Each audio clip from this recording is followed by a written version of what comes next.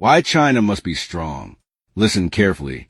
I will sum up my impressions of China as an Egyptian observer. Over the past year, I have studied this country in depth, its governance, society, history, and transformation. In the past 3 months, I have spoken with hundreds of Chinese people and critics online. Listen to all their views. I understand China as much as anyone could without speaking the language or living there, and I have reached my conclusion. I am sane, and I see the truth. China attracts haters, the ignorant and armchair experts. The truth is, China is the greatest nation on earth, making all others look small and pitiful. It is the most brilliant, hard-working, ambitious, educated, elite, modern, and advanced country. It is the first non-white, non-Western nation to reach this status since the 1600s. Its resolve is supernatural. No force can stop it. 40 years ago, a flush toilet was a luxury in China. Today, it built its own space station. This is only a small example of its capability.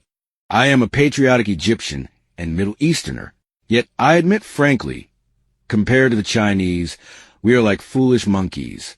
We cannot do what they do. We complain, bicker, and fail when faced with hardship. China's story since the 1980s is a divine metamorphosis. The West has stagnated. The developing world moves slowly.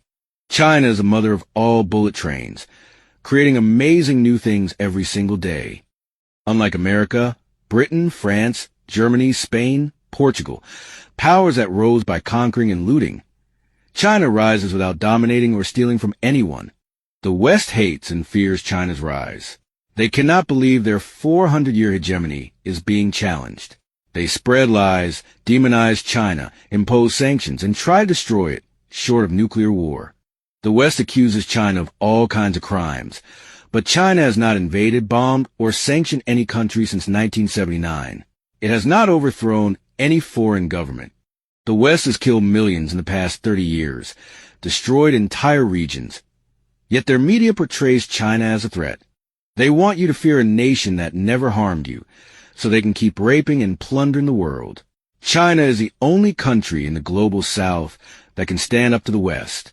It looks the West in the eye and says, I am not afraid. I am your equal. All other nations, Saudi Arabia, Brazil, India, are Western puppets. Only China refuses to kneel. The 15th to 10th centuries BC, Egypt's era. Ancient times, Greece and Rome. 18th century, France. 19th century, Britain. 1945. Today, America's so-called Pax Americana. The 21st century will be China's century. It will take decades, but no one can stop it. China's economy will surpass America's by 2035 if it grows just 4.7% annually, far below its usual 6% plus. U.S. military bases, sanctions, and lies mean nothing. The U.S. banned China from the International Space Station.